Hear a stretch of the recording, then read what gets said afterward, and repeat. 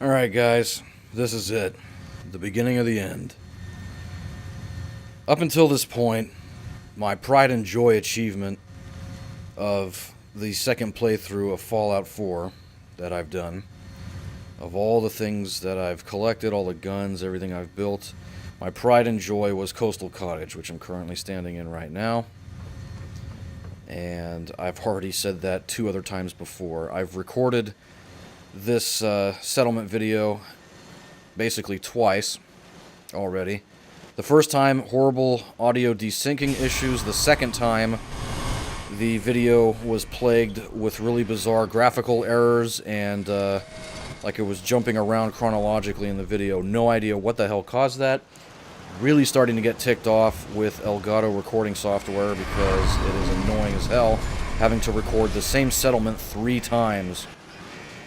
But anyways, today we're going to say farewell to Coastal Cottage, which took a couple of real-time days to build. I think about 3 or 4, maybe even upwards of 5 days to build in real life time. Quite a bit of detail put into it, you know, a lot of work put into it.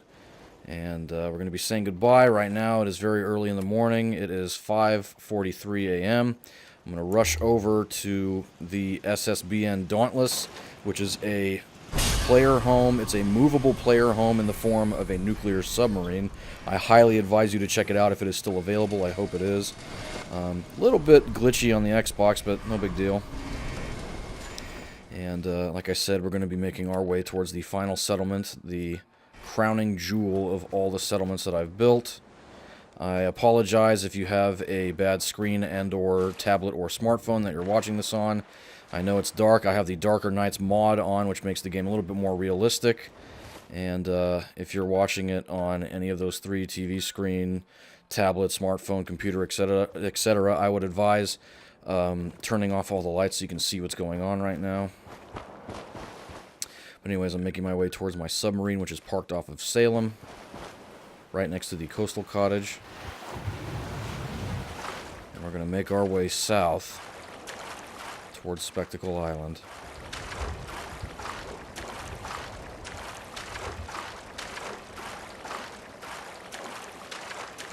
And there it is. The SSBN Dauntless. Now, I'm in survival mode right now because, again, this was my survival of the fittest playthrough. And, unfortunately, I glitched the hell out of it because I went crazy with the mods when mods were first made available for the consoles. That was awesome. Thank you for that, Bethesda. And, anyways, without further ado, let's go to Spectacle Island. Now, the reason why I wanted to start out this video at the Coastal Cottage and take the submarine to Spectacle Island is because I think it makes for a little bit more of a realistic arrival to the island, other than swimming to it, which I think is kind of lame. When you arrive at Spectacle Island using the SSBN Dauntless, you arrive at the dock, which is kind of cool. Makes it a little bit more realistic. So right now we're going to use the navigation, and we're going to go to Spectacle Island. And so I really hope this video turns out well. I'm going to try and get it done as quickly as possible. Hopefully I won't have to record 2 videos like I did last time. Just try to breeze through everything. There's not too many places to explore in Spectacle Island. But anyways, I wanted to make sure I arrived at Sunup, which you can see it's becoming more and more daylight out. You can see the Pridwin over there. You see downtown Boston. You can see Diamond City from here with all the lights going on. As soon as we arrive, we're being scanned by laser scanner turrets to make sure we're friendlies. And here it is.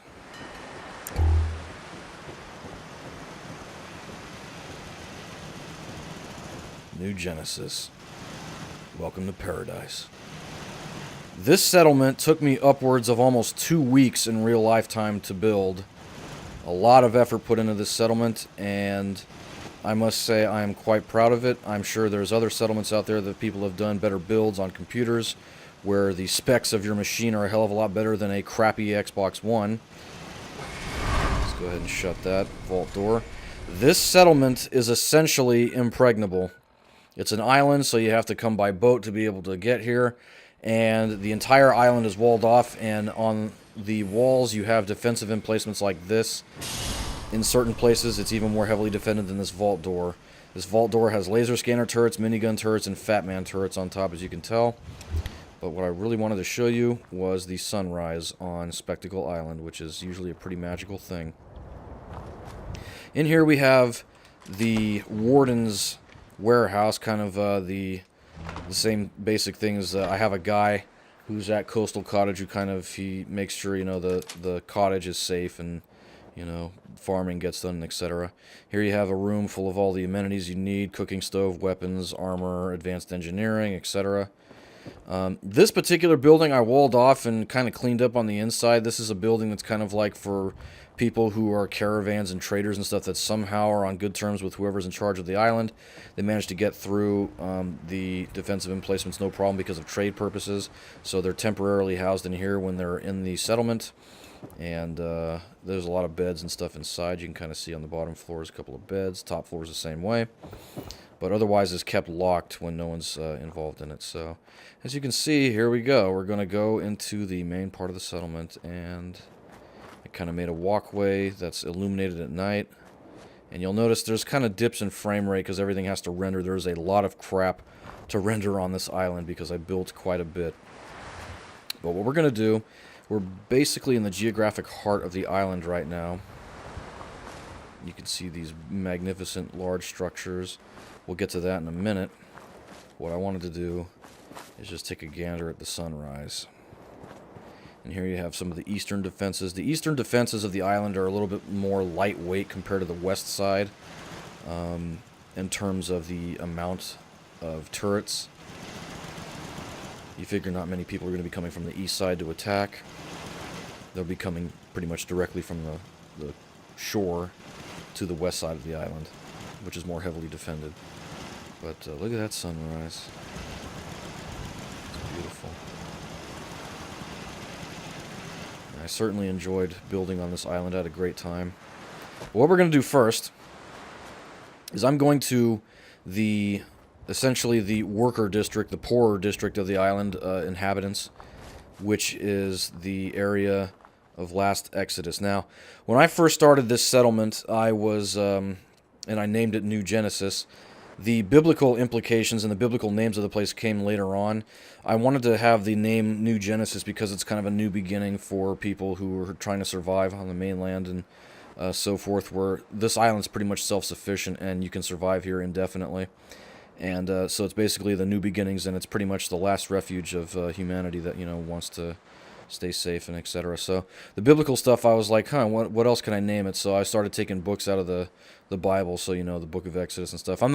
I was raised Catholic, but I'm not particularly religious anymore. I'm still somewhat spiritual, but I thought it was just kind of cool theme to go with for all my locations here on the island. So last Exodus is essentially the poorer district. You have all these small houses that form a little mini city. It's kind of a neighborhood, a borough, so forth. They're all numbered, so 0. I think there's either 11 or 12 houses here, and they all can house pretty substantial families. You know, it's usual, I think it's a 5-bed layout, or a 6-bed layout, excuse me, yeah. So, yeah, you have all the smaller beds for the kids and youngsters and the big bed for the parents. All the houses are pretty much the same on the interiors. At night, this place is amazing because of all the lights that I put up that kind of illuminate it as a city. It's very awesome. I'm sure you can, in theory, you know, see it from the shoreline, which would be kind of cool. You know, see that on the horizon. But yeah, you have all these houses, these little mini houses. You can kind of see, hey guys, what's going on, you know? And they're all fully powered. Yeah, there's number 9. Here we have, what is this, number 11, number 10. So I think it's 11 houses here in this little borough, and it's all completely, it's also encapsulated inside of itself. So even if the main walls of the settlement were breached, you still have to breach another wall to get inside of this portion of the settlement, which is kind of cool. So, you know, it's redundancies that keep it safe. So there's the outer wall, and then there's the wall for this part of the settlement, which, in theory, if you were smart, you could just blow this wall right here, because behind it is just the ocean. So this is the main outer wall that connects to the tertiary wall here. It's all fully powered, fully lit. I'm surprised I'm able to render this on my Xbox One. Anyways, yeah, you have a little path here you can go along. And here is the northernmost watchtower of the settlement called the Eye of the North. And as you can see, it's on pretty much the northernmost tip of the island. You go up here. It's not made for habitation. I don't think there's any beds in here. It's been a while since I've played this. I'm actually really not supposed to be playing this right now. I should be working on homework, but I wanted to finish off my series, and of course, like I said, I've recorded this video twice, and it's been screwed up twice. So I want to get it right, third time's a charm. Either that or third time's when I put my fist through the TV. So we'll see. But anyways, on top of this watchtower, you have laser scanner turrets to kind of, watch what's coming out at sea. And you've got a bunch of Gauss turrets that's, long-range defenses. Anything, 300-400 yards out, these things are going to be able to pick off no problem. So it's the long-range defenses for the northern part of the island. It's got line of sight pretty much on the northwest approach from downtown Boston. The Boston airport there, the Pridwin. So if anybody from the Brotherhood of Steel starts to get curious and wants to invade via their vertibirds, they're going to get shot down. Very heavily defended. And also this direction as well, the eastern direction. There's a barge with all of these shipping containers on it that crashed here on the shoreline. There's a couple of Fat Man turrets hidden throughout.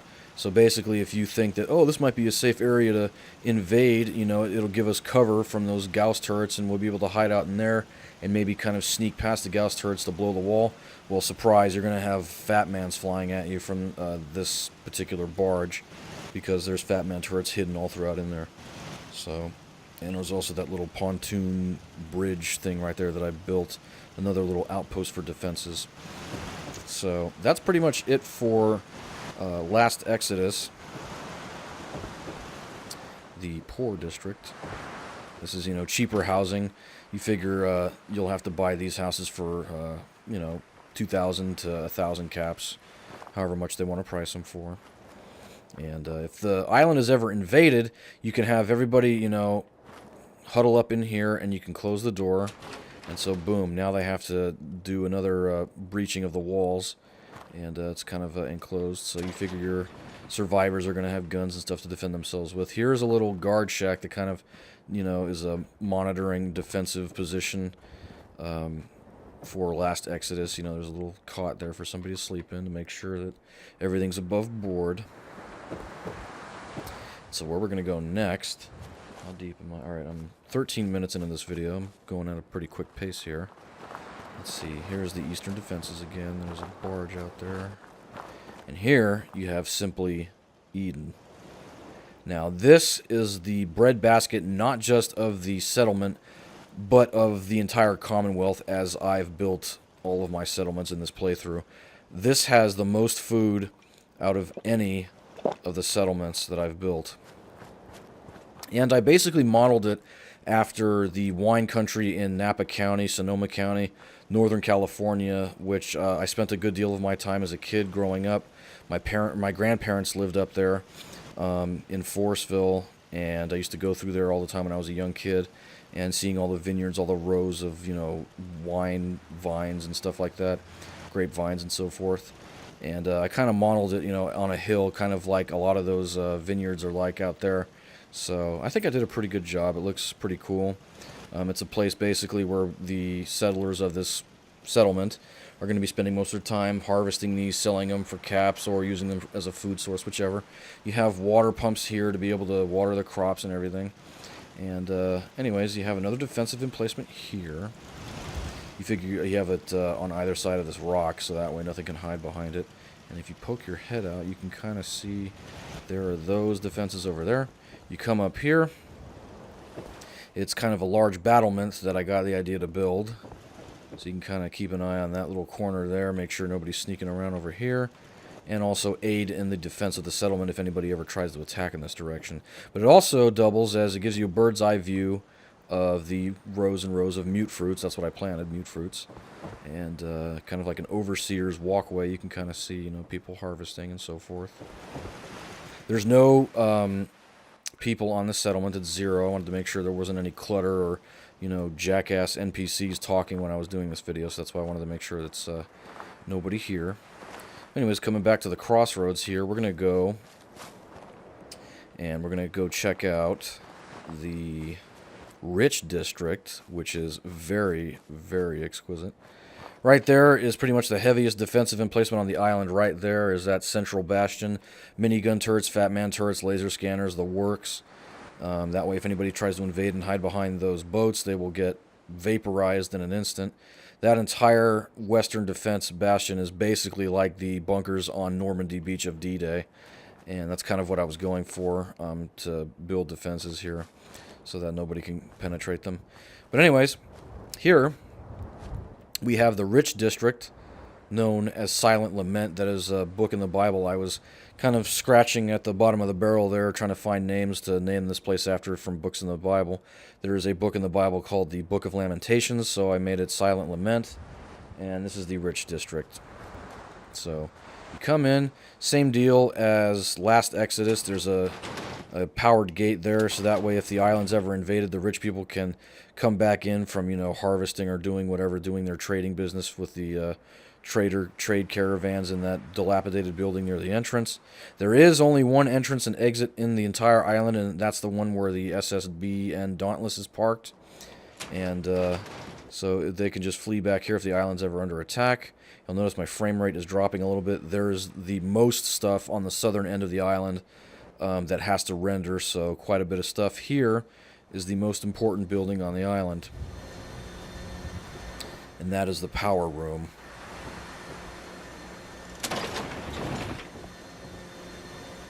So you have 2 generators, but that isn't all of them. You have these 4 generators as well. So this generates a total, I believe, of 1,000 electricity, because one fusion generator generates 100. I've got 5 of those, and then this super reactor, I think, generates 500 for a total of 1,000. I've only probably ever used 1% of that for this island, so hardly any of it's being used right now. Very important building. If this building was ever bombed or destroyed, it would basically mean the end of the island and most of its powered defenses. However, most of my turrets do not require a power source, as they are modded turrets, like the Fat Man and minigun turrets. But anyways, pretty clear day. I mean, there are clouds in the sky, but it's not raining, which is nice. Anyways, Hidden Revelation, we'll get to that in a minute. This building was inspired by the building that I had built at Coastal Cottage. It is a much bigger and more well put together building as opposed to the one at Coastal Cottage. We'll get to that in a minute. Now, what we're going to do is check out. Here's the radio room that keeps the Mirelurks away from the island. It's part of the quest when you first discover Spectacle Island. But right now, what we're going to do... Open that door. There we go. So we're going to go to my favorite house. There's 4 houses here in the Rich District. Mansions, I should say. And my favorite one is the one I would probably live in. It's nice and small and cozy. It's here at the end of the road. You come down here. You go up this little staircase. And you open the door. You have to unlock it. And this is Hermit's Hideaway. I didn't put it in neon lights, but that's what I like to call it. And here on the first floor, you have a little desk area, a little office. There you go. On the first floor. You come up here. And here's the main living area. Here's the kitchen. You got a bunch of utensils, silverware, diningware, ingredients in there, as well as in that particular drawer. Here you have the cooking stove. Here's a food preparation area. There's a little dining table for 2. Figure it's a guy and, his wife or whomever. And here's the bed. There's the cabinets and so forth. And here is a little living area. Now, you'll notice I didn't put a TV. You'll see videos like that on YouTube where people build TVs in their settlement. I think, the apocalypse happened. We're trying to get away from that old world frame of mind where you sit in front of a TV all day. So it's a nice little place to relax and, maybe read and talk with your significant other and stuff. And here's another table. Or, excuse me, couch, not table. Yeah, that's a table. You eat on this. No. So there's another couch. This one's facing the ocean, with arguably the best view in the Commonwealth right there. You can sit on the couch and watch the sunrise or sunset. And here you have a little one-man table. You can kind of eat your cereal and watch the sunrise in the morning before you go out. And, yeah, nice little view there. Nice cozy little house. And it goes for the asking price is 50,000 caps. No, I'm just kidding. But wouldn't it be cool to be a real estate agent in Fallout? No, I'm just kidding. Yeah, we're gonna get rid of TVs but keep real estate agents. Yeah. Anyways, so yeah, here's a little alcove. I was thinking about putting some barbecue pits and couches and stuff back here, but then I thought against it. I suppose you could do that. Just kind of imagine those being there. Another reason why I could have made this settlement more in-depth, but I didn't, was again because of rendering issues. I didn't want to have it overload like I did with the Murkwater construction site. I went a little nuts with that site, but again, that was for homage purposes. And I didn't want the frame rate to be, psychotically low like it was for that video. So I did as much as I could, making it look good on this, Xbox One.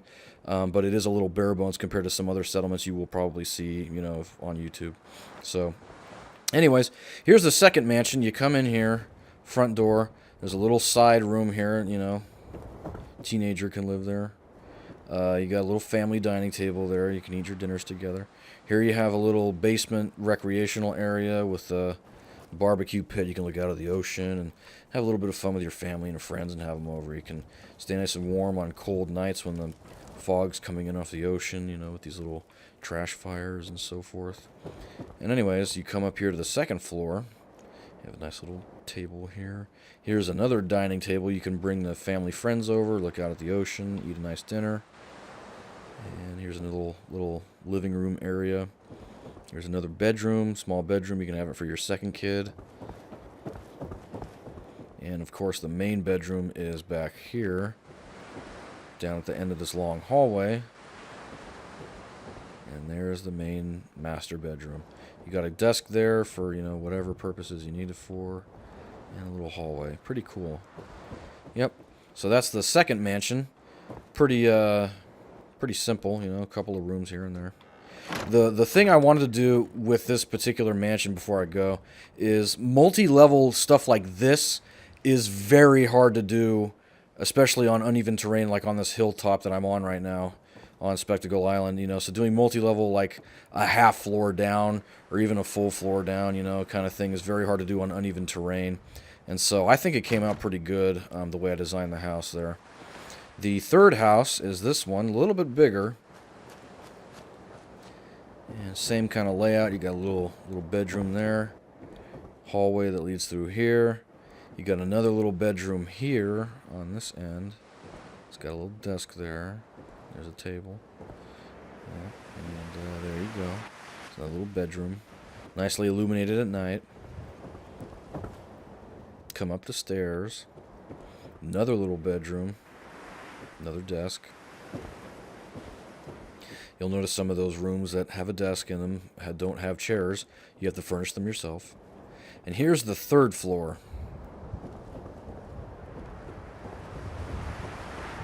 And so you'll notice another big dining table. You can have all your rich friends over from the other houses. There's another little recreational sitting area. There you have this little couch here. You can look out at the ocean at night, with your sweetie and talk and smooch and whatever. And yeah, pretty cool. And I think I will have to do another two-parter like I did my second recording. It was a two-parter. The first video was not. That was an hour long, and there was a horrible audio desyncing issue. And yes. So anyways, I'm going to wrap up this video pretty soon. That's mansion number 3. Now, the fourth one is this one, and this is probably my pride and joy. I took the most time on this house to build. I think it was 2 days worth of time in real time to build this house, and it is very, very awesome. Now, you come inside here, you go to the right, there's a little hallway. This is also the biggest house in terms of square footage. You go through the hallway, there's a little desk there for writing and so forth. You got a little cabinet, and here's the bed, here's where you keep your clothes, etc. Alright, you come back through, you go through here, there's another little area. And again, like I said, I wanted to do kind of, one of these little half floor down areas, which I thought came out freaking fantastic. You get a hallway here, and it leads to kind of like a public park area where you can have basically all of the rich families come here, for wild parties, etc. And this house is valued at 150,000 caps. No, I'm just kidding. But, yeah, so the main family, you know, that lives in this house, they'd probably sit here and eat their dinner and chat and so forth, and everybody else can, you know, eat out here. Oh, and that reminds me, you see how these lanterns are stuck in the ceiling like that?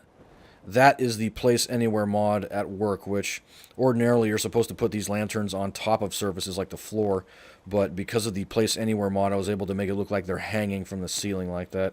Very, very awesome design, and I don't know where I got that idea from, but it just came to me, and I thought to do it, and it came out great. So kind of little hanging lanterns there. You got a bunch of barbecue pits, and you can look out over the ocean and kind of see the southern coastline as it escapes off into the distance, and it, you know, fades into the mists. But you have more defensive emplacements down there. You got defensive emplacements that are wired to the power source of the settlement in the form of rocket launchers to make sure the Mirelord Queen stays the hell away.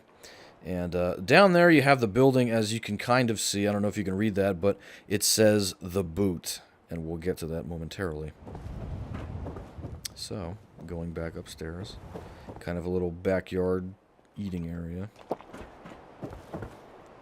You go up to the second floor.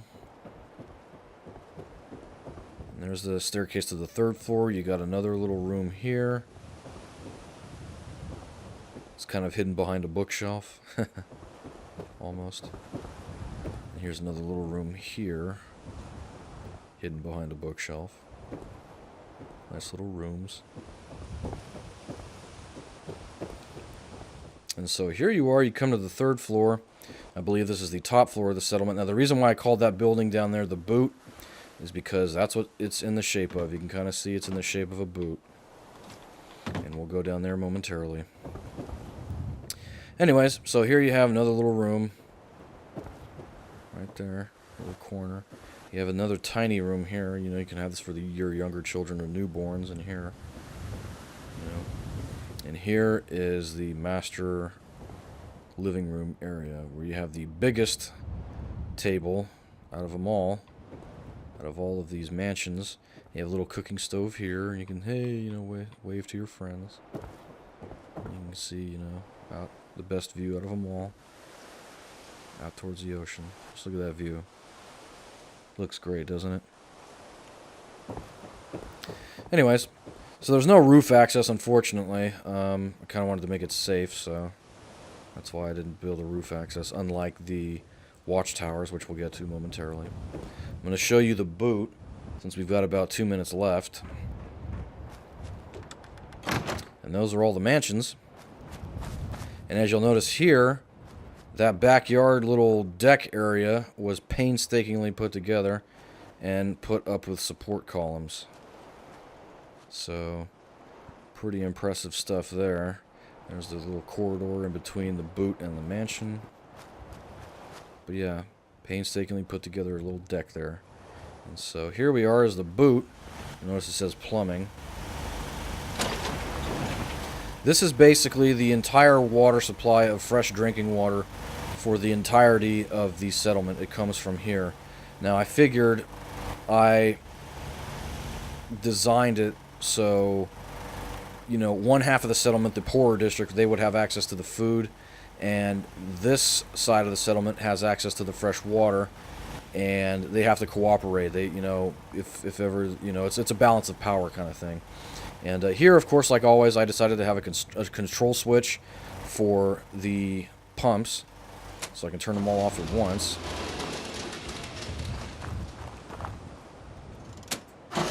Turns it all back on at once. They're all interconnected.